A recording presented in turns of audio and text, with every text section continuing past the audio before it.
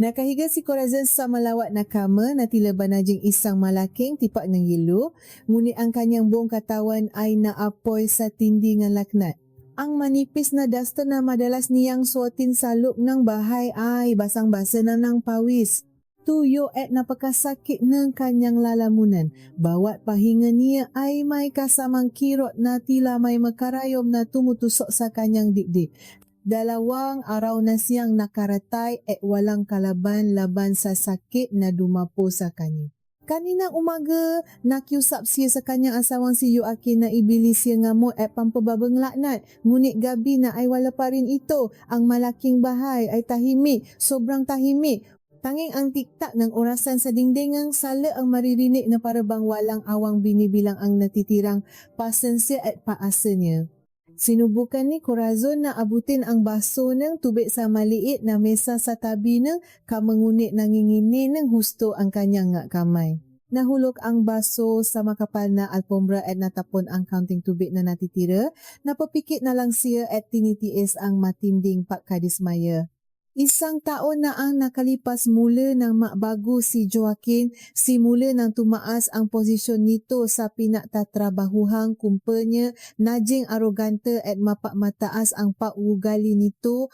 Madalas itong umuwi ngang hating gabi at laging sinisisi si Corazon sa kahit anong maliit na bagay. Ang pinakamatindi ay nung 3 buwan na ang nakalipas nang simulang madalas umubo at madaling mapagod si Corazon. Hindi kailanman napakita ng awa ang kanyang asawa, sa halip tinawa pa siyang pabigat at babaeng laging may sakit.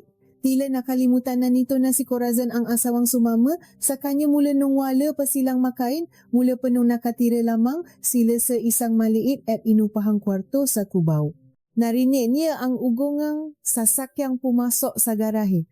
Nakaramdam ngang kaunting ginhawa ang may sakit na ginang. Sa wakas, umuwi na ang asawa niya. Siguradong dala na nito ang gagamot na mapapaginhawa sa kanyang pakiramdam. Sinubukan niya umupo ngang tuwid at isinandal ang nananakit na liko sa unan. Hinintay niyang bumukas ang pinto. Bumaksa ang paksara ng pinto sa ibaba at narinig ang mabibigat at mabilis na yaba sa hagdanan. Hindi iyon mayaba ng isang taong naaalala.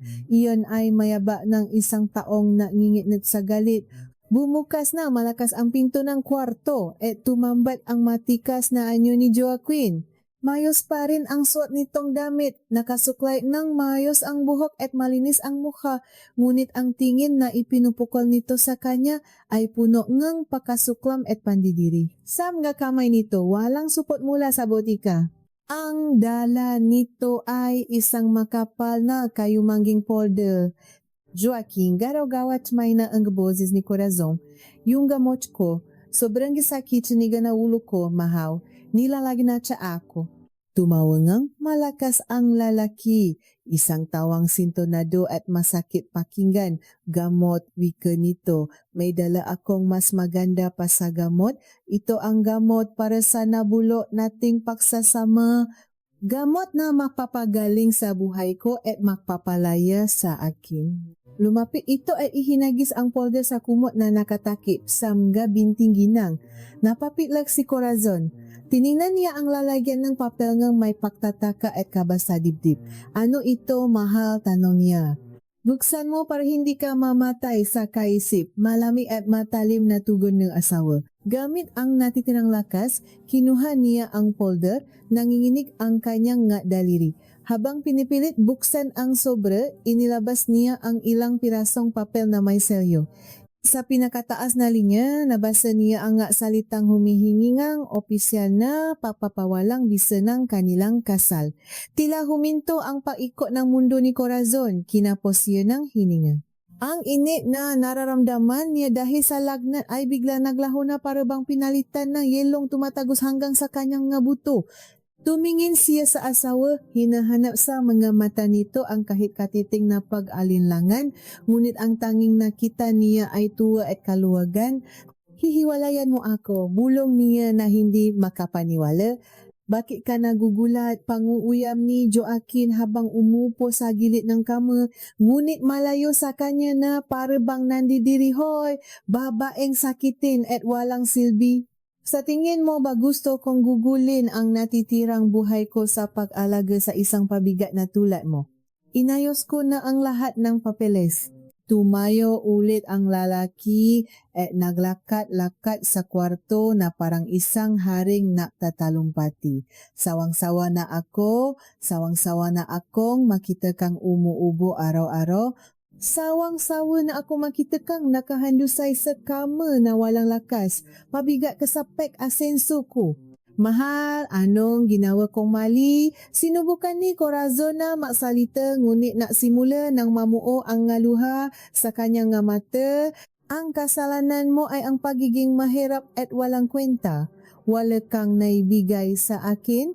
Itinuro ni Joaquin ang paligid ng marangyang kwarto. Tingnan mo ang lahat ng ito. Itong bahay, lahat ng mamahaling kagamitan, ang mabilis na sasakyan sa garahe, lahat iyan ay magiging akin. Ako ang naghirap para sa lahat na ito. Lahat iyan ay nakapangalan sa akin. Hindi umiimik ang ginang. Sa likod ng kanyang nga lumuluhang mata, mayroong isang bagay na hindi mabasa ng lalaki. Inakala ni Joaquin na ang pananahimik na iyon ay senyales ng pagkaawas sa sarili at pagkatalo. Nakikinig ka ba? Sigaw nito. Wala kang makukuha ni isang kusing. Huwag ka ng manggara na makikihati kasama na punda ko. Wala kang dinala sa bahay na ito at wala kang dadalhin sa paalis mo. At doon binitawan ng lalaki ang salitang tuluyang dumuro sa kung ano pa ang natitira sa puso ng kanyang asawa. Kapag natapos na ang lahat ng prosesong ito, sabi nito na nagliliwanag ang mukha, pagkakasalan ko na ang babaeng tunay kong mahal, si Valerie. Mas malusog siya, mas maganda at higit sa lahat naiintindihan niya ang posisyon ko bilang isang matagumpay na lalaki sa lipunan. Hindi tulad mo na amoy gamot at walang pangarap. Napapikit si Corazon. Kaya pala may ibang babae. Hindi pamilya ang pangalan ngunit ang sakit na naramdaman niya sa kanyang dibdib ay totoong-toto. Ayoko na makita ang pagmumuha mo sa bahay na ito bukas ng umaga. Malupit na dakdak ni Joaquin. Bibigyan kita ng oras hanggang sa pagsikat na araw. Umalis ka sa pamamahay ko bukas na bukas din. Huwag kang makdadala ng kahit ano maliban sa damit na suot mo sa sakitin mong katawan. Tiningnan ng lalaki ang kanyang asawa na tahimik ng umiiyak. Dumadaloy ang may init na luha sa maputla nitong mapisngi. Hindi mababago ng pag-iyak mo ang aking desisyon na isampa na ang magapapeles sa korte. Mabilis lang ang proseso. Matapos iyon, tumalikod ito at inayos ang kwelyo ng damit. Sa tinitirhan ni Valerie ako matutulog ngayong gabi. Ayoko mapasa ilalim ng isang bubong kasama ka. Bukas na umaga, mapapadala ako ng tao para siguraduhin lumayas ka na. Nais ni Corazon na sumiga, nais niya itong sumpain, ngunit naubos na ang lahat ng kanyang lakas. Tanging ang likod ng kanyang asawa na naglalaho sa likod ng pinto ang kaya niyang tingnan. Bumaksak ang paksara ng pinto na kwarto. Sumunod ang kalabok ng paksara ng pinto sa ibaba. Ilang sandali pa, umugong ang sasakyan ni Joaquin paalis ng bakuran, naiwan siyang mag-isa. May malubhang sakit, pinataksilan, hiniwalayan, at pinalayas na parang asong gala. Humagulgol siya. Ang sakit sa kanyang puso ay mas matindi pa kaysa sa lagnat na sumusunod sa kanyang laman. Iniyakan niya ang kanyang wasak na pagsasama at ang malupit na kataksilan ng taong pinaglaanan niya ng buong buhay niya. Ngunit matapos umiyak ng ilang minuto, tumigil siya, huminga siya ng malalim, pinunasan niya ng marahas ang kanyang luha gamit ang likod ng kanyang nanginginig na kamay. Sa gitna ng matinding sakit, may ibang damdamin na lumitaw sa kanyang dibdib. Isang bagay na malamig, matigas at walang awa, ang kanyang muka na dating maputla at kaawa-awa ay tumigas. Dahan-dahan niyang kinapa ang ilalim ng unan sa kabilang gilid ng kama. Hindi ito ang unan na madalas niyang gamitin. Isa itong sobrang unan na lagi niyang iniwan doon. Nakapang kanyang madaliri ang isang matigas at manipis na bagay. Hinugot niya ito. Isa itong makabagong telepono na walang nakakaalam. Ang teleponong iyon ang kanyang na isang lihim. Isang bagay na ni hindi alam kanyang asawa na naselok ng pamamahay na iyon. Umilaw ang maliit na salamin ng telepono nang idampi niya ang kanyang daliri. Walang nga laro o mga usong aplikasyon dun. Tanging nga pribadong linya para sa negosyo. Binuksan niya ang naiisang numero na nakatago sa pangalang Direktora Pilar Torres. Pinindot niya ang tawa, kumakabo ang kanyang dibdib hindi dahil sa sakit kundi sa galit na nagsisimula ng umusbong at magliyap sa kanyang pagkatao. Sumagot ang tawa sa unang tunog pa lamang. Sa kabilang linya, narinig ang kalmado at formal na boses ng isang ginang. Magandang gabi, Senyora Corazon. Napatawa po kayo nga nitong oras, ayos lang po ba kayo? Nabalitaan ko pong may sakit kayo. Huminga ng malalim si Corazon, sinusubukang pakalmahin ang nangingini niyang boses. Pilar, wika niya. Garagal ang boses ngunit napakalamig ng dating. Ang ating lihim na plano sakaling may mangyari, simulan mo na. Nagkaroon ng maikling katahimikan sa kabilang linya. Pagkatapos ay naging seryoso ang boses ni Pilar. Naintindihan ko po, Senyora, anong nangyari? Pinalayas ako ng sarili kong asawa, sagot niya habang nakatingin sa mga papeles na nakalat sa kama. Hiniwalayan niya ako, akala niya isa akong walang silbi at pulubing laging may sakit. Panginoon ko, ang kapal ng mukha ng lalaking iyon. Pasiksik na wika ng direktora sa kabilang linya. Masama ang pakiramdam ko, Pilar. Napakataas ng lagnat ko. Kailangan ko nga magagamot na susundo sa akin ngayon din. Ayaw kong pumunta sa ordinaryong paggamutan. Pumunta kayo rito sa bahay. Dalhin niyo ang ating pinakamagagaling na tauhan.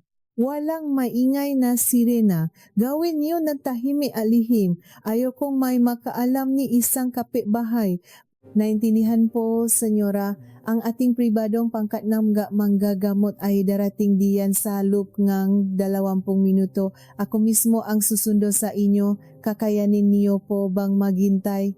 Taining na ni Corazon ang madilim na sulok ng kwarto gamit ang mga matang nagliyap sa galit.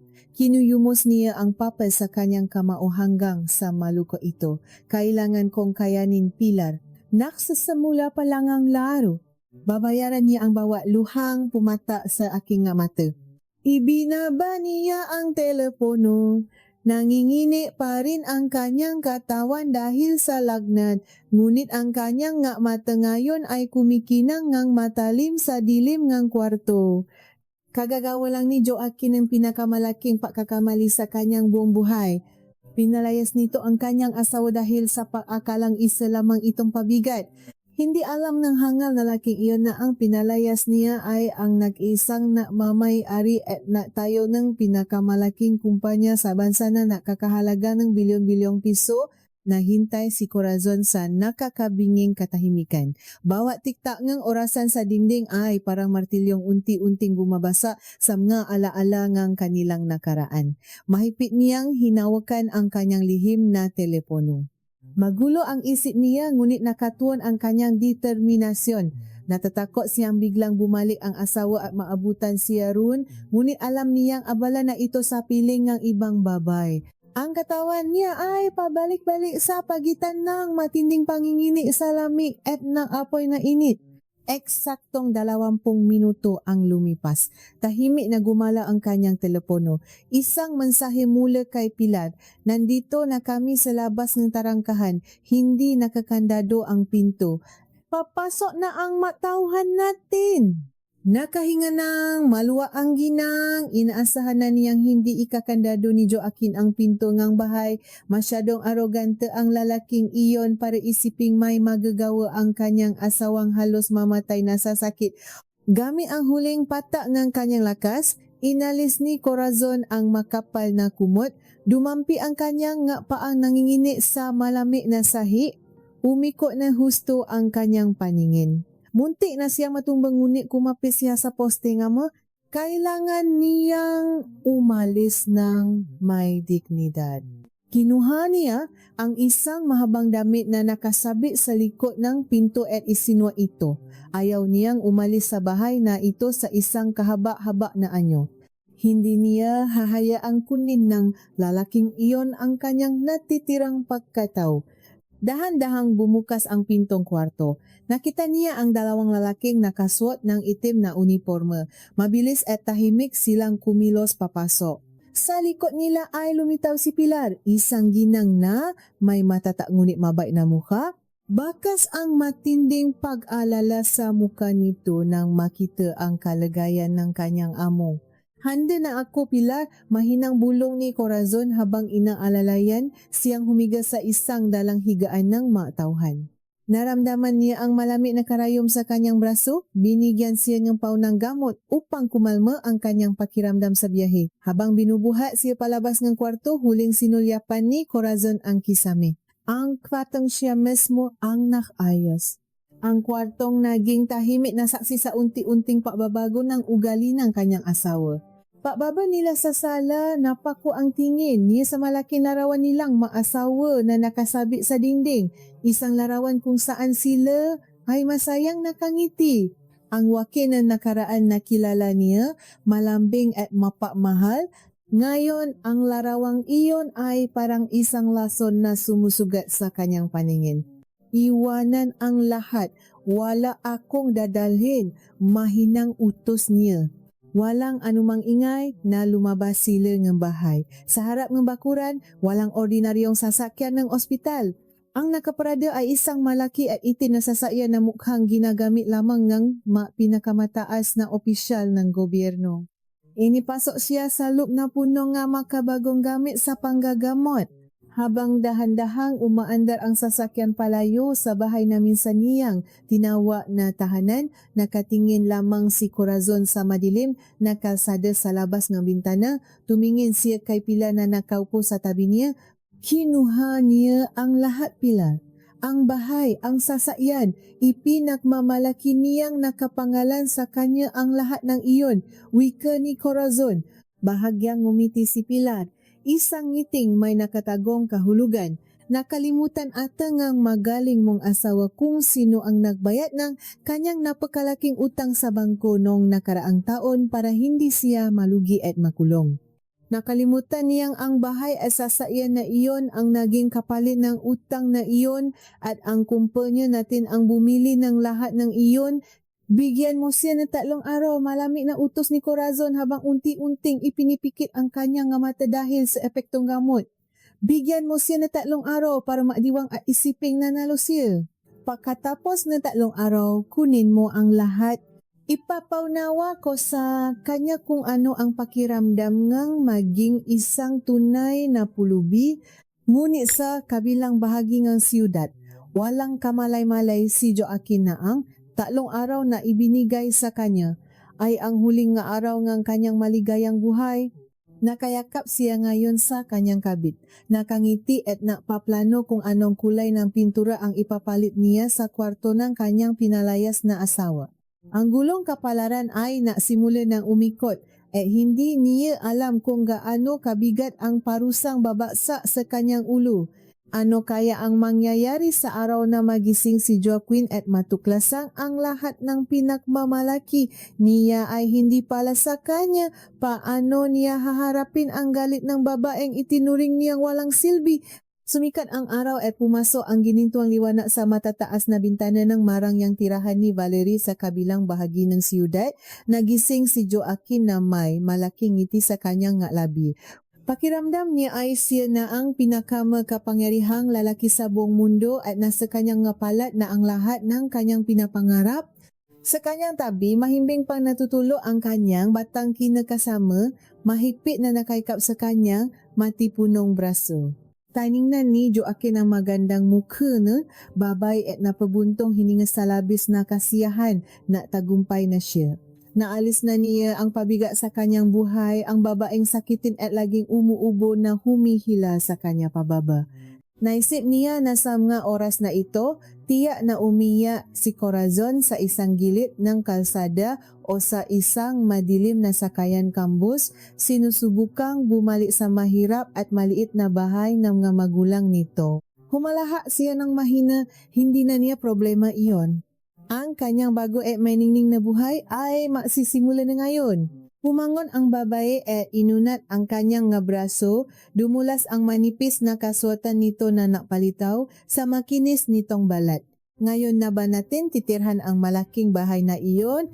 Malambing na tanong nito habang nakatingin sa mga mata ng lalaki.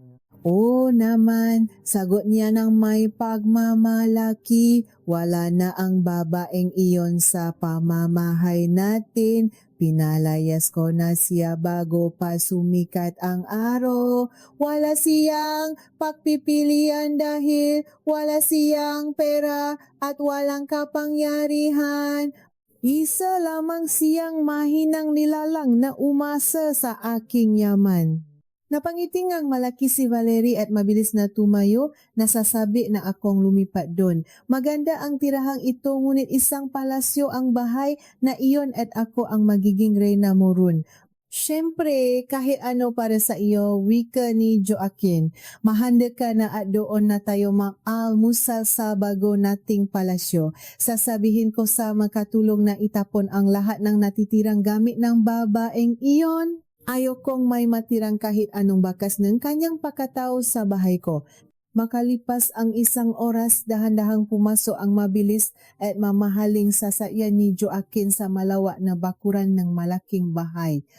Bumaba siya na may suot na itim na salamin na tila isang hari na nagmamasid sa kanyang kaharian. Nakakapit naman sa kanyang braso ang nakmamalaking si Valerie. Binuksan ng lalaki ang pinto at sinalubong sila ng nakakabinging katahimikan. Kakaiba ang paligid, napakalinis ng buong bahay. Sobrang linis na tila ba walang nangyaring kaguluhan. Inaasahan ni Joaquin na maiwan si Corazon ng gulo, maghahagis ng mga gamit o kaya ay sasalubungin siya ng pag-iya at pagmamakaawa. Ngunit wala siyang nada ng ganun. Mabilis siyang umakyat sa kwarto at binuksan ang pinto. Medyo bumilis ang tibok kanyang puso. Nakita niyang napakayos ng silit. Ang kamakung sa anak karatay, ang kanyang may sakit na asawa kagabi ay mayos na ngayon. Pinalitan ng malinis at puting kumot. Walang bakas ng anumang gamo o ng basa na baso sa sahig, maging ang makapal na alpombra kung saan natapon ang tubig ay tuyo at napakalinis. Siguro ay naglinis muna siya bago umalis. Bulong ni Joaquin sa sarili na halatang naguguluhan. Mabuti naman ay umayos siya sa huling pagkakataon. Matinis na wika ni Valerie mula sa kanyang likuran. Naging kapaki-pakinabang din pala ang babaeng iyon kahit paano. Medyo hindi comfortable si Joaquin. Paanong ang isang babaeng nag-apoy sa lagnat at hindi makatayo ay nakapaayos ng kwarto ng ganito kalinis. Nasaan ang mga maruruming kumot at unan? Tiningnan niya ang malaking aparador. Wala na ang mga simpleng damit ni Corazon. Wala na rin ang lumang sapatos nito. Umalis na nga talaga siya, wika nga laki, at sa wakas ay nakaramdam ng kaluwagan. Iwinaksi niya ang munting kaba sa kanyang dibdib. Siguro ay tumawag ito ngang masasakyan at nagdala ngang isang maliit na lalagyan ng damit. Mas mabuti na iyon, naisip niya, isang malinis na hiwalayan. Ngayon, sukatin na natin itong kwarto. Sigaw ang kanyang kinakasama na punong sigla. Gusto kong palitan ang higaang ito dahil masyadong luma. Gusto kong bilok na kama na may matataas na poste. At itong madingding, kailangan nating pinturahan ng kulay ginto upang mamukhang mas mayaman. Tumatakbo ang babae sa buong bahay. Ang boses nito ay sumisira sa kapayapaan ng buong paligid. Tinuturo nito ang bawat kagamitan. Pangit ang upuang iyan, itapon niyo. Walang kwenta ang larawang iyan, palitan. Kailangan natin ng bagong kusina. Gusto ko nga kagamitang galing pa sa bansang Italia. Ngumiti lamang si Joaquin at tumango. Oo, papalitan ko ang lahat para sa iyo. Mamayang gabi ay magdidiwang tayo. Iimbitahan ko ang lahat ng malalapit nating kaibigan. Kukuha ako ng pinakamagabong taga-pagluto sa buong siyudad upang magayin sa atin ng masasarap na pagkain. Kinuha nga laki ang kanyang telepono at tinawagan ang kanyang paboritong tagapahay ng pagkain para sa mga mayayaman. Nautos siya nga mga mamahaling putay, mga karneng baka na inangka pamula sa malalayong bansa, mga sariwang lamang dagat, at mga inuming nakakahalaga ng libu-libong piso bawat bote. Naintindihan po namin, Ginong Joaquin, ang kabuwang halaga ng inyong ipinapahanda ay 100,000 piso. Alinsunod po sa aming patakaran, hinihiling po namin ang paunang bayad na 50,000 piso ngayon din, wika ng tauhan sa kabilang linya. Siyempre, ipadala niyo sa akin ang kwenta. Babayaran ko agad gamit ang aking pangunahing tarhetang pambangko, mayabang na sagot nito. Umupo siya sa malambot na upuan at binuksan ang makabagong pamamaraan ng pagpapadala ng salapi sa kanyang telepono. Inilagay niya ang numero ng kanyang tarheta at pinindot ang pindutan upang magbayad. Ilang sandali itong umikot sa salamin nga telepono. Pagkatapos ay lumitaw ang isang pulang babala. Hindi pinahintulutan ang transaksyon. Kumuno ang kanya no. Kakaiba ito, naisip niya. Ang hangganan ng salapi na mari niyang gamitin sa taratang ito ay milyon-milyon pa. Siguro ay mahina lamang ang koneksyon ng telepono, bulong niya. Sinubukan niya muli. Hindi pinahintulutan. Bakit ang tagal mo, reklamo ni Valerie na abala sa pakuhengang gak larawan ng kanyang sarili sa sala. Sandali lang, sinusubukan ni Joaquin na maging kalmado, ngunit unti-unti na siyang nakakaramdam ng kahihiyan, mukhang may problema sa linya ng bangko. Sinubukan niya ang isa pa niyang tarhetang pautang mula sa parehong bangko. Hindi rin pinahintulutan, nagsimulang mamo ang malamig na pawis sa kanyang sentido. Hindi ito maari. Isa siyang tanya at mayamang kliyente ng bangko na iyon. Bakit tinatanggihan ang kanyang nga bayarin? Sinubukan niya ang kanyang tarheta ng naiwang yaman kung saan pumapasok ang kanyang sahod, kulang ang salapi, iyon ang lumabas na mensahe. Nalaki ang mata ng lalaki, kulang ang salapi, impossible. Kakapasok lamang ng kanya napakalaking sahod 3 araw na ang nakalipas. Mabilis niyang isinara ang application at binuksan ang pinakapangunahing lagakan ng kanyang yaman. Kumakabok ng mabilis ang kanyang dibdib. Inilagay niya ang kanyang lihim na salita. Naghintay siya ng ilang segundo at pagkatapos ay lumitaw ang isang nakakapanlumong mensahe. Nakasara ang inyong kwenta? Mangyaring makipag-ugnayan sa pinakamalapit na sangay ang inyong bangko. Nanigas ang buong katawan ni Joaquin. Simulang kumalat ang matinding kaba at takot sa kanyang dibdib. Isa itong sakuna. Hindi niya mabuksan ang lalagyan ng kanyang sahod. Hindi niya magamit ang lahat ng kanyang tarhetang pautang. Tumawa sa akin ang tagapagluto, iritableng sigaw ngang kanyang kinakasama. Sabi niya ay hindi pa rin daw pumapasok ang bayad mo. Nakakahiya tayo, Joaquin. Kumalma ka lang, napapawis na wika ng lalaki. Naalala niyang mayroon pa siyang isang lumang lagakan ng salapi sa ibang bangko na halos hindi niya ginagamit at walang koneksyon sa kanyang nga pangunahing yaman. Hindi malaki ang laman nito ngunit mayroon pa sigurong ilang libo ron. Nangingini ang mga kamay na sinubukan niyang makbayad gamit iyon.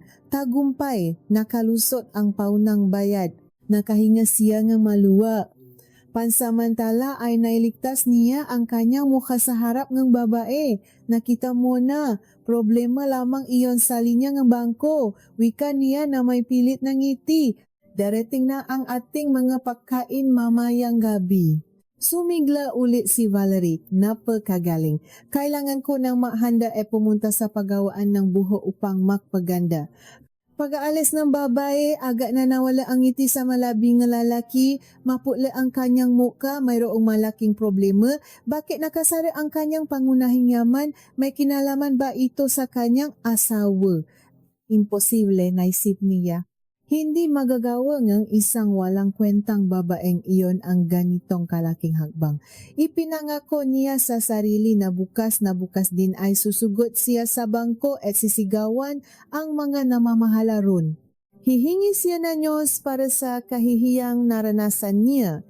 Kinahaponan, habang pilit niyang pinapakalma ang kanyang sarili sa pag-iisip, Tumunog ang kampanilya sa labas ng pinto. Binuksan niya ito at isang lalaking nakasuot ng uniforme ng tagapahati ng sulat ang nakatayo ron. May hawak itong isang malaking kayumangging sobre. Para po kay Ginong Joaquin, kailangan ko po ang inyong lagda wika ng kartero. Pumima ang lalaki, izinara ang pinto at tinignan ang sobre. Ang napadala ay ang tanggapan ng mga abogadong Roxas at Cruz, isa sa mga pinakamahal at pinakatanya na samahan ng mga tagapatanggol sa batas sa buong bansa. Inakala ni Joaquin na ito na ang hinihintay niyang papeles mula sa korte tungkol sa papapawalang bisang kanyang kasal. Binuksan niya ito kang may pananabi, ngunit ang laman nito ay hindi dokumento ng paghihiwalay. Ito ay isang opisyal na sulat ng pagbabanta mula sa batas. Mabilis na binasa ng kanyang mga mata ang matitigas at formal na mga pangungusap. Mahal na Gino, sa ngalan ng aming kliyente na Korporasyon ng Corazon, ipinapaalam namin sa inyo na kayo ay lumaba sa mga alituntunin ng kasunduan ng inyong inutang na salapi para sa inyong negosyo. Ang kabuuang halaga na 200 milyong piso ay dapat ninyong bayaran ng buo.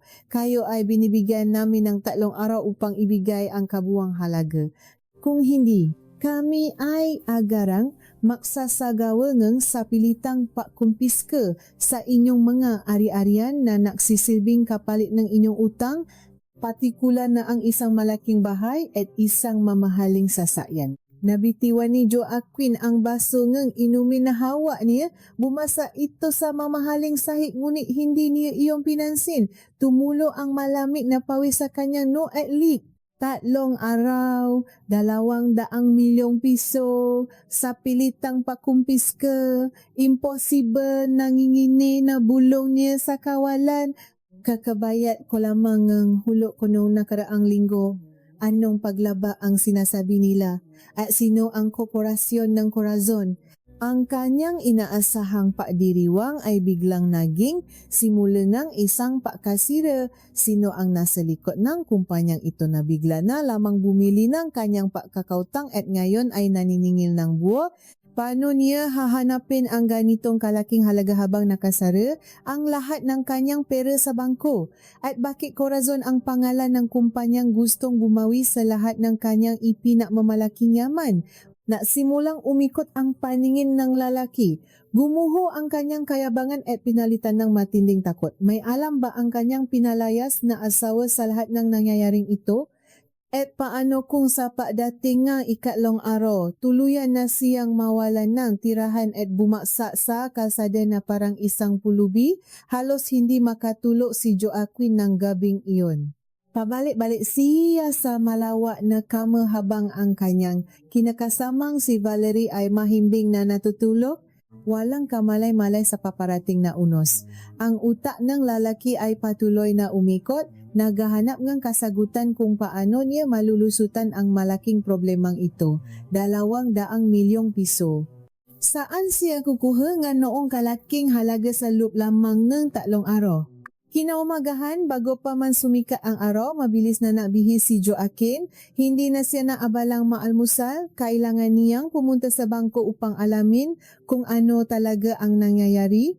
Pagdating niya ron, sumalubong sa kanya ang malamig na tingin ng tagapamahala ng bangko. Wala silang magagawa. Iyon ang marihing sinabi sa kanya. Ang kanyang utang ay nabili ng Korporasyon ng Corazon buwan na ang nakalipas. Ayon sa kasunduan, anumang paglaba sa moralidad at dangal ng pamilya ay sapat na dahilan upang bawiin ang buong halaga ng inutang.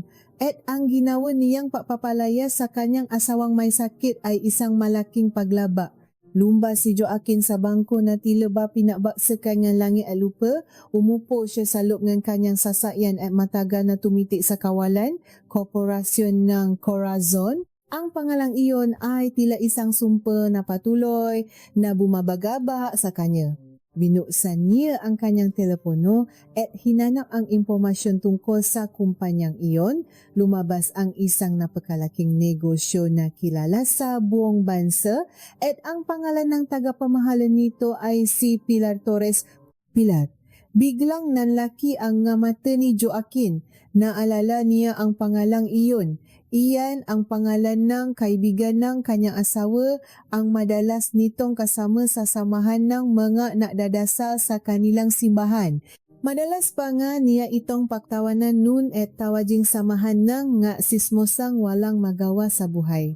Nagliwa na ang isip ng lalaki, sigurado siyang naksumbong si Corazon kay Pilar at dahil mayaman at makapangyarihan ang matandang iyon, ginamit nito ang kumpanya upang gantihan siya. Iyon lamang ang nakikita niyang paliwanag. Kung ganoon, kailangan niyang hanapin ang kanyang asawa. Kailangan niyang lumuhod at makaawa rito na kausapin si Pilar upang itigil ang panggigipit sa kanya. Pinaanda niya ang sasakyan at mabilis na tinaha ang daan patungo sa isang maliit na bayan sa Batangas kung saan nakatira ang magulang ni Corazon. Inabot siyang ilang oras sa bayahe. Pagdating niya sa lumang bahay na yari sa kahoy at semento, sinalubong siya ng nagtatakang tingin ng kapitbahay. Kumato siya sa pinto at binuksan ito ngang amang kanyang asawa. Ang matandang lalaki ay may matitigas na kalyos sa kamay dahil sa pagsasaka. Nang makita siya nito, biglang nabago ang anyo ng mukha nito mula sa pagtataka ay naging matinding galit. Anong ginagawa mo rito? Mariing tanong ngang matanda na tila naktitimpi lamang na manaki. Nasaan po si Corazon na mamakaawang tanong ni Joaquin. Kailangan ko po siyang makausap, may malaki po kaming hindi pa kakaintindihan. Pinalayas mo ang anak ko nung may sakit siya? Hindi ba nangingini ang boses ng matanda sa galit? Tinawa mo siyang pabigat, tinawa mo siyang walang silbi, tapos ngayon hahanapin mo siya. Wala rito ang anak ko at kahit alam ko kung nasaan siya, hindi ko sasabihin sa isang walang kwentang lalaking tulad mo. Lumayas ka rito bago pa ako makagawa ng masama sa iyo. Bumalik si Joaquin sa siyudad na bigo at pagod na pagod. Naubos ang kaunting pera na natitira sa kanyang bulsa para sa gasolina. Pagdating niya sa bahay, nadadnan niya si Valerie na nag-alburoto sa sala. Nakakalat ang mga gamit at damit. Sa apena, pagaling siga pena, tumawag ang tagapagluto, hindi raw pumasok ang bayad mo kaya hindi sila magpapadala ng pagkain. Ang dami kong inimbitahang kaibigan Joaquin, anong ipapakain ko sa kanila? Nakakahiya. Sa gitna ng matinding pagod at takot, hindi na nakapagtimpi ang lalaki, sumabog ang lahat ng kanyang tinatagong emosyon. Wala na tayong pera, sigaw niya pabalik. Nakasara ang lahat ng yaman ko sa bangko. Ay sa loob nga 2 araw kukunin na nila itong bahay at ang sasakyan sa labas. Babaksa tayo sa kalsada, naintindihan mo ba? Natigilan ang babae. Unti-unting nawala ang galit sa muka nito at pinalitan ng matinding gulat. Anong ibig mong sabihin? Wala ka ng pera, bangkarote ka na. Ikinuwento ni Joaquin ang lahat ng nyari, ang sulat mula sa mga abogado, ang pagkakautang na 200 milyon at ang nalalapit na pakuha sa lahat ng kanyang ari-arian. Sinisiniya ang lahat kay Corazon. Wala akong pakialam kung kaninong kasalanan iyan, matinis na sigaw ni Valerie. Sumama ako sa iyo dahil akala ko ay mayaman ka. Ayokong mamuhay kasama ang isang pulubi. Kinagabihan, natulo silang makatalikuran, walang naksasalita. Ang malaking kwarto na inakala nilang magiging pugat ng kanilang kaligayahan ay naging isang malamig na kulungan ng pangamba. Hindi makatulog si Joaquin. Bawat paikot na kamay nga orasan ay tila isang martilyo na bumabaon sa kanyang isip. Sumapit ang 3 araw. Ang umagang kinatatakutan niya ay dumating na. Siyam ang umaga habang sila ay tahimik na nakaupo sa sala at walang makain. Tumunog ang kampanilya ng pinto. Sinundan ito ngang malalakas na kato. Ginong Joaquin, alam naming nasa loop kayo. Kami ang tauhan ng korte, kasama ang kinatawan ng korporasyon ng Corazon, wika nga isang lalaki mula sa labas. Huminto ang pahinga ni Joaquin. Nagsimulang umiyak si Valerie sa takot. Anong gagawin natin? Humihikbing tanong ng babay. Bago pa man makasagot si Joaquin, narinig nila ang tunog ngang susi sa pinto. Nabuksan ito at pumasok ang ilang lalaking nakasuot ng formal na damit, kasuno ang nga tawhan ng korte na may dalang nga papel at mga pananda. Tapos na ang palugit na ibinigay sa inyo, malamig na wika ng nangungunang abogado. Sisimulan na namin ang pagkuha sa bahay na ito at sa lahat ng kagamitan sa loop bilang kabayaran sa inyong utang. Lumuhod si Joaquin. Ang lahat ng kanyang kayabangan ay biglang naglaho. Pakiusap, bigyan niyo pa ako ng 1 linggo. Hahanap ako ng paraan. Babayaran ko kayo. Magmamakaawa ako kay Pilar. Umiling ang abogado. Tapos ng oras ninyo. Maaari lamang ninyong daling ang mga personal na gamit na suot ninyo. Mayroon kayong 15 minuto upang kusang loop na lisaning ang lugar na ito. Sa sandaling iyon, tumakbo si Valerie paaya sa kwarto. Sumuno si Joaquin na naguguluhan. Pagpasok niya, nakita niyang isinasara na ang babay ang 2 malalaking lalayan ang damit na puno ng mamahaling bag at sapatos. Valerie, anong ginagawa mo? Tanong niya. Alis na ako, matigas na sagot ng babay. Ayaw kong madamay sa pagbaksa mo. Akala ko ba naman ay hari ka? Isa ka lang palang payaso na nagpapanggap. Paalam, Joaquin.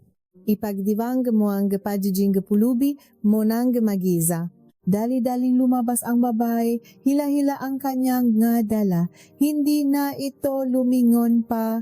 Naiwan si Joaquin na nakatayo, tulala at hindi makapaniwala. Iniwan siya nito eksakto sa ginawa niyang pag-iwan sa kanyang asawa ilang araw pa lamang ang nakalipas. Ang pinakaiba nga lang, iniwan niya si Corazon na may sakit habang siya ay iniwan sa oras ng kanyang pinakamatinding pakbaksa. Matapos ang 15 minuto, 2 malalaking tauhan ang humawa sa kabilang braso ni Joaquin. Kinalakat siya palabas ng bahay kahit pa siya ay nakasuot lamang ng pantulo at sinalas. Itinapon siya sa mainit na semento sa labas ng tarangkahan. Nakita niyang isinasakay sa isang malaking truck ang kanyang pinakamamahal na sasakyan. Nakita niyang kinakandado at nilalagyan ng selyo ang pinto ng kanyang palasyo. Wala na ang lahat. Sa loob lamang ng 3 araw, naging isang palaboy si Joaquin. Walang pera, walang bahay, walang kaibigan. Pinatitinginan siya nga dumadaang tao. Isang lalaking marumi at umiyak sa gilid ng kalsada. Sa kanyang matinding desperasyon, kinapan niya ang kanyang bulsa.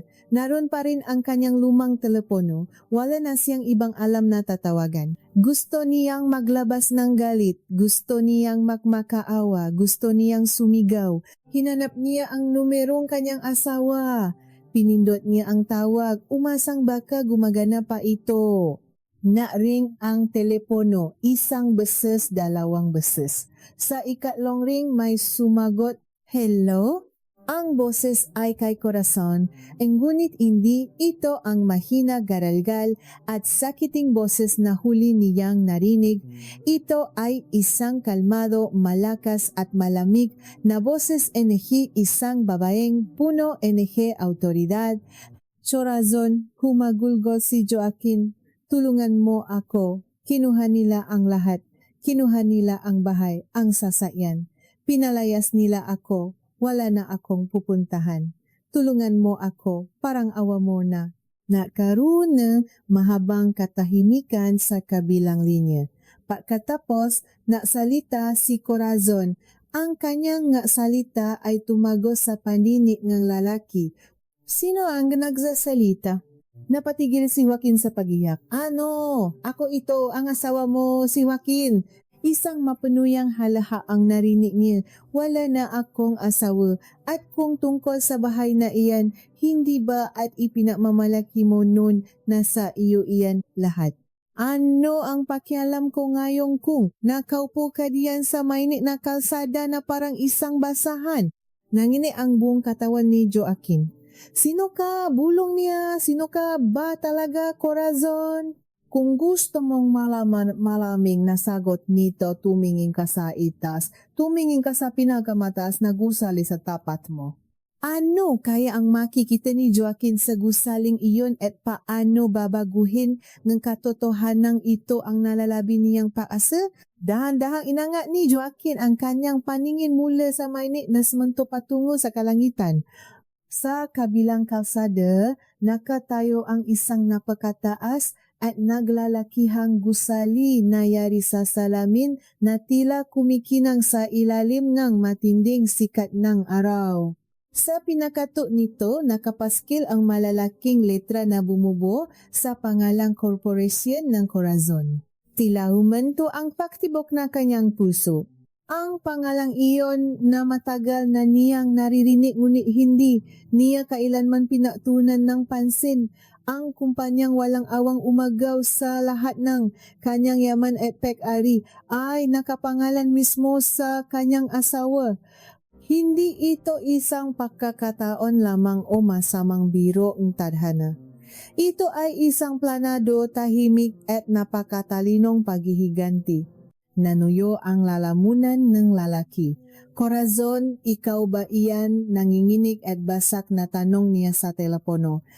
Ako nga, Joaquin, malamig na tugon ng boses sa kabilang linya. Walang bakas ng pagmamahal, tanging kapangyarihan ang maririnig, ang babaeng tinawag mong pabigat. Ang asawang pinalayas mo sa gitna ng gabi noong naapoy sa lagnat at walang lakas. Nasa pinakamataas na palapa ako ng gusaling iyan ngayon at kitang-kita ko mula rito sa aking bintana kung gaano kakahaba-haba diyan sa bangketa. Gumuho ang buong mundo ni Joaquin. Ang kanyang kayabangan na pilit niyang pinanghahawakan ay nadurok ngang tuluyan. Hindi siya makapaniwala na ang babaeng inaakala niyang walang silbi, ang babaeng minaliit niya dahil sa pag-aakalang nakasalalay lamang sa kanyang kinikita, ay ang nag-isang nagmamay-ari ng isa sa pinakamalalaking negosyo sa buong bansa. Patawarin mo ako, Corazon, humagulgol siya at tuluyang napaluhot sa maduming kalsada. Hindi alintana ang mga natatakang matangam mataong naglalakad sa paligid. Pakiusap, ibalik mo sa akin ang buhay ko. Makpabaho na ako. Iiwan ko si Valerie, susumpain ko siya, ikaw lang ang mahal ko, Corazon, ikaw lang ang asawa ko. Masyado nang huli para sa kasinungalingan mo, wika ng asawa na tila nababago sa naririnig. Pumunta ka rito sa pasukan ng aking gusali. Gusto kitang makita ng harapan. Gusto kong makita ng sarili kong mga mata ang tuluyang pabasa ng lalaking umalipusta sa akin. Pagkatapos ng gasalitang iyon ay namatay ang linya. Tumayo si Joaquin. Nangingini ang kanyang tuhod at halos kalat ka rin niya ang kanyang paa patawid ng maingay na kalsada. Ang kanyang suot na pantulok ay marumi, basa ngang pawis at puno nga alikabok. Nang makarating siya sa malalaking pintong salamin ng gusali, sinalubong siya napakalamig na hangin na nanggagaling sa loob. Ngunit bago pa man siya makapasok, agad siyang hinarang ng dalawang matipunong bantay. Bawal ang mapulubi rito, matigas na wika ng isang bantay habang itinutula siya palayo. Ako ang asawa ng may-ari nito, sigaw ni Joaquin, desperadong pinipilit pumasok habang lumalaban sa mga kamay na pumipigil sa kanya. Ako si Joaquin, kakausapin ko si Corazon, asawa ko siya. Tainingan siya ng gabantay mula ulo hanggang paa na may labis na pandidiri at pagtatawa. Akmang kakalat ka rin na sana siya patungo sa basurahan sa labas nang biglang bumukas ang pinto at lumabas si Pilar, ang matandang babaeng madalas niyang kutyain noon. Ngayon, nakasuot ito nga napaka-formal at mamahaling kasuotan bilang isang mataas na opisyal kumpanya. Papasukin niyo siya, utos ni Pilar sa mga bantay na agad namang sumunod at yumuko ngang may pagalang. Hinihintay siya nga ating Pangulo. Pumasok si Joaquin sa napakaluwang at marangyang bulwagan ng gusali. Ang sahi ay gawa sa pinakintap na marmol na halos manalamin ang kanyang maruming anyo. Lahat ng mga empleyado ay nakasuot ng mayos at magagarang damit. Napatingin silang lahat sa maruming lalaking naglalakat na parang isang hayop na nawawala.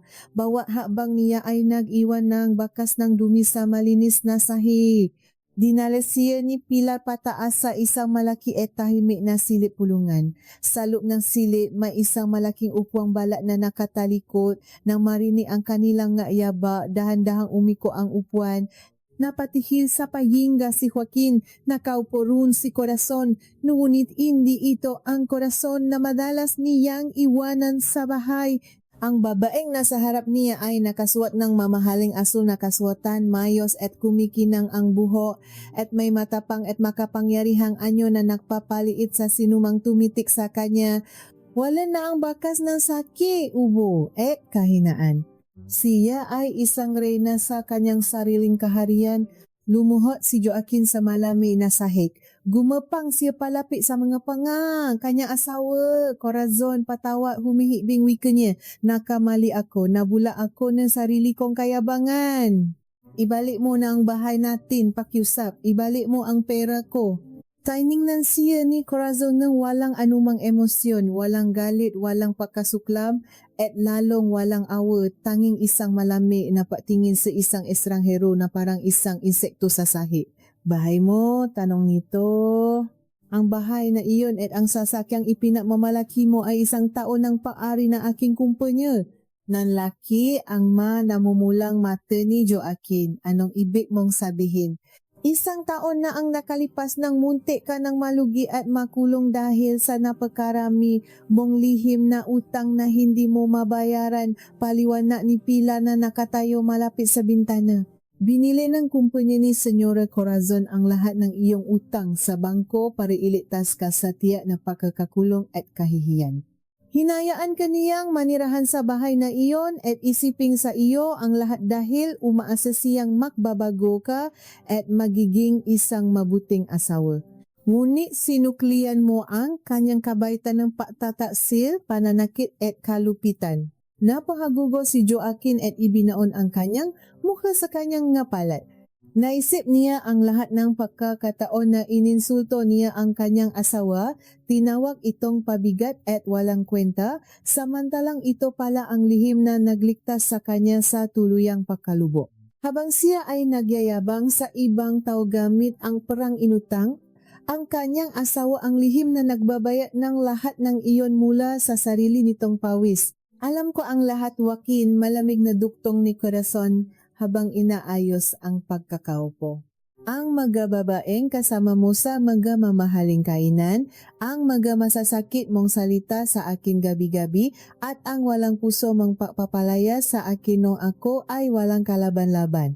Binigyan kita ng maraming pagkakataon na maging isang tunay na lalaki, ngunit pinili mo maging isang halimaw na sakim. Patawarin mo ako, ulit-ulit na iyak nga lalaki habang nakadapa sa sahig at pilit na inaabot ang laylayan ng damit ni Corazon. Gagawin ko ang lahat. Maging utusan mo ako, maglinis ako ng sahig ng gusaling ito, huwag mo lang akong hayaang mamatay sa gutom sa kalsada. Wala na akong mapupuntahan.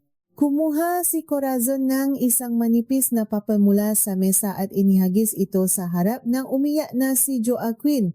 Ito ang huling awa na may bibigay ko sa iyo, wika niya. Nanginginig na pinulot ng lalaki ang papel. Isa itong formal na kasulatan ng paamin. Naisulat doon ang lahat ng kanyang kasalanan, pagtataksil, pang-abuso sa kanyang asawa at ang kusang loob niyang pagtalikod sa lahat ng karapatan sa anumang yaman nito. Ito ang magsisilbing patunay ng kanyang krimen sa pagsasama nila, kapalit ng pakbura sa kanyang nakakulong na utang na 200 milyong piso. Ngunit kapalit nito lalabas siya ng gusaling iyon ng walang ni isang kusing. Pipirmahan mo iyan at tuluyan nang mawawala ang utang mo sa akin, sabi ni Corazon. Wala nang hahabol sa iyo, ngunit pagkatapos niyan, hindi na kita kilala. Babalik ka sa kung saan ka nararapat bago mo ako makilala sa kawalan. At hinding-hindi ka na makakatapak pa sa aking teritoryo. Wala nang pipilian si Joaquin. Kinuha niya ang panulat na inabot ni Pilar at lumuluhang pinirmahan ang kasulatan ng kanyang sariling pakbaksa. Matapos kunin ni Pilar ang papel, tumayo si Corazon, inayos ang kanyang kasuotan at tinalikuran ang lalaking minsan niyang minahal ng tapat. Ilabas niyo na ang basurang iyan at linisin niyo ang sahi na dinungisan niya. Utos ni Corazon sa mga bantay na nakatayo sa pinto. Kinalakat si Joaquin palabas ng marangyang silit. Wala na siyang lakas upang manlaban. Umaybabaw ang kanyang mga hikbi sa tahimik na pasilyo habang dumaan siya sa harap ng maraming empleyadong nanunot sa kanyang kahibangan at pakasira. Inihagis siyang muli nga gabantay sa mainit at maduming kalsada sa labas ng gusali. Rinik na rinik ni ang mabigat na kalabok ng pagsasara ng malaking pinto ng korporasyon ng Corazon. Wala na. Tuluyan na siyang naiisa sa madilim at malupit na mundo ng kahirapan dala ang parusa ng kanyang sariling kayabangan. Ngunit habang siya ay nakahandusay sa aspalto, sugatan at walang paasa at pinaktitinginan ng mga taong dumadaan, may isang pamilyar at itim na sasakyan ang biglang huminto sa kanyang harapan na nakdulot ng ingay mula sa gulong nito. Bumukas ang madilim na bintana nito at isang muka ang sumungaw mula sa loob. Sino kaya ang lulan ng misteryosong sasakyang iyon at anong panibagong pagsubok ang dala nito sa wasak at kaawa-awang buhay ni Joaquin?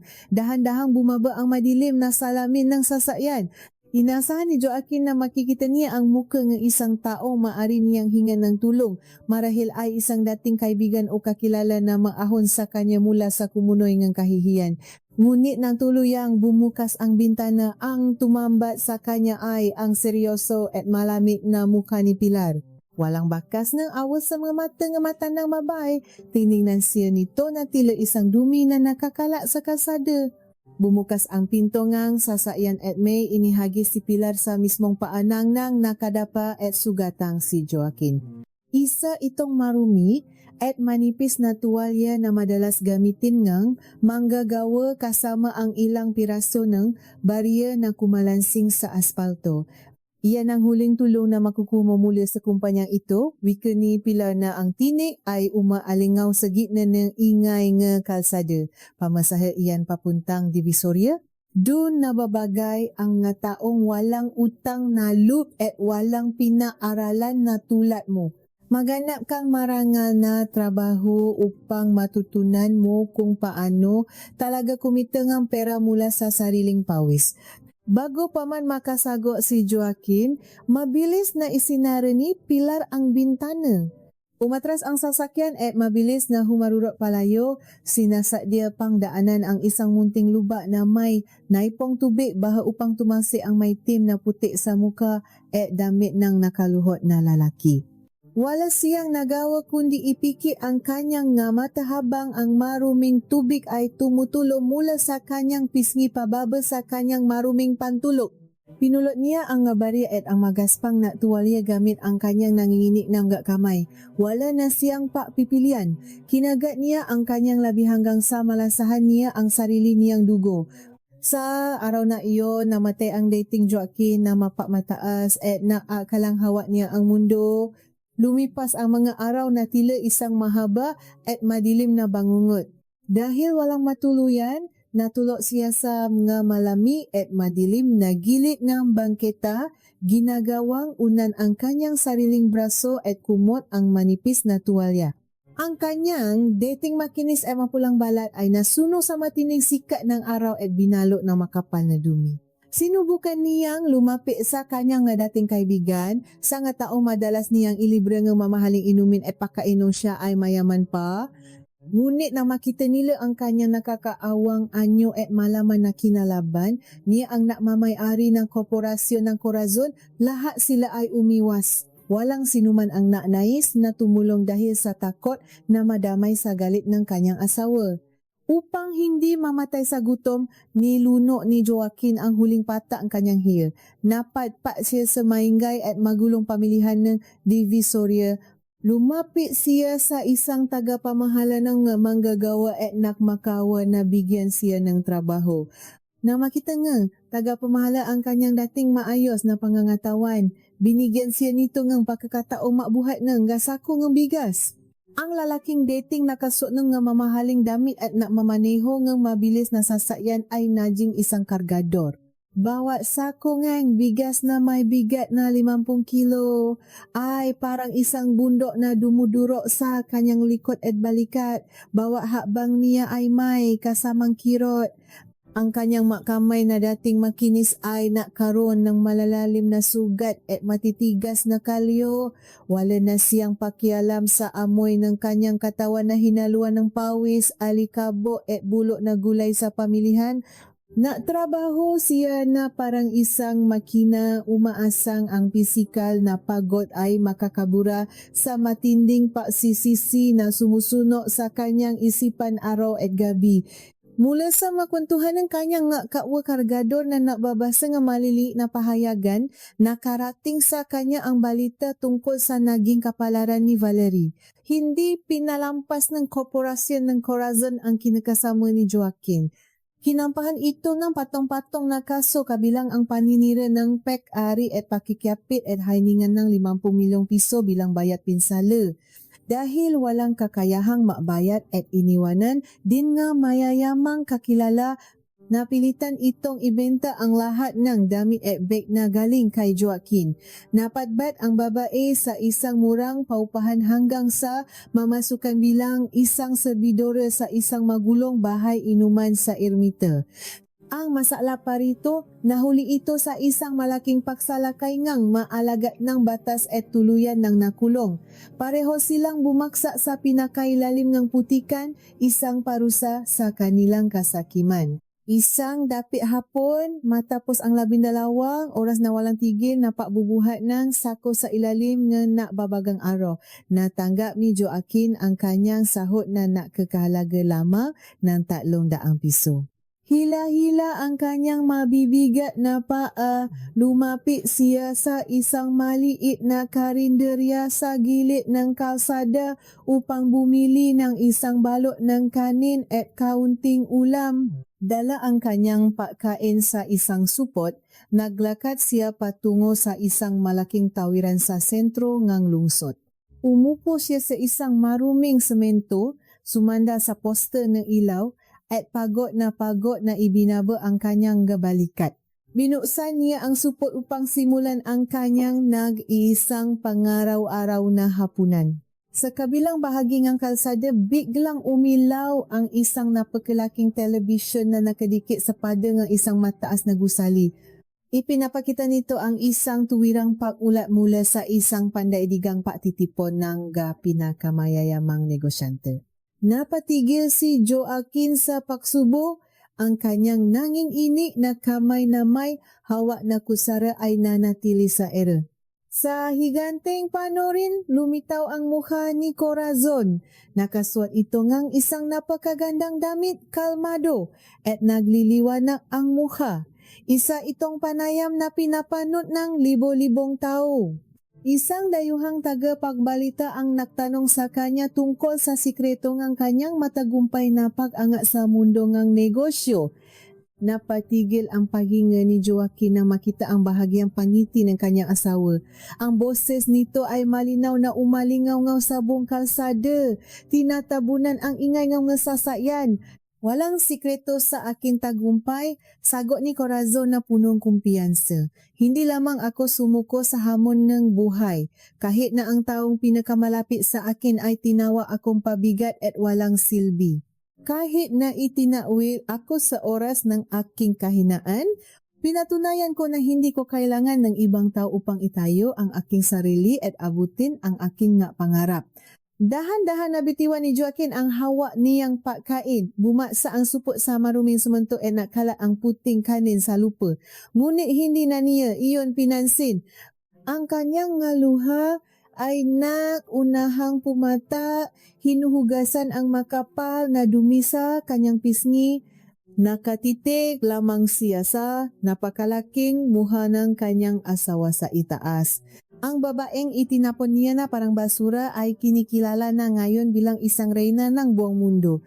Samantalang siya, ang lalaking naisip na isa siyang hari ay narito ngayon sa ibaba, nakaupo sa tabingang nakalat na kanina parang isang kaawa-awang asanggala. Ang parusang ang langit ay naging ganap, ang lahat ng kanyang kalupitan ay bumalik sa kanya ng higit pa sa kanyang inasahan. Ibinaba ni Joaquin ang kanyang ulo at tinakpan ng kanyang magagaspang na kamay ang kanyang mukha. Hindi na siya humagulgol. Sa halip, isang tuyo at basa na tawa ang lumabas sa kanyang labi. Isang tawa ng tao na wala ng katinuan, tinatanggap ang buong bigat ng kanyang pagkatalo. Wala ng babalikan at wala ng pag-asipang ahon pa.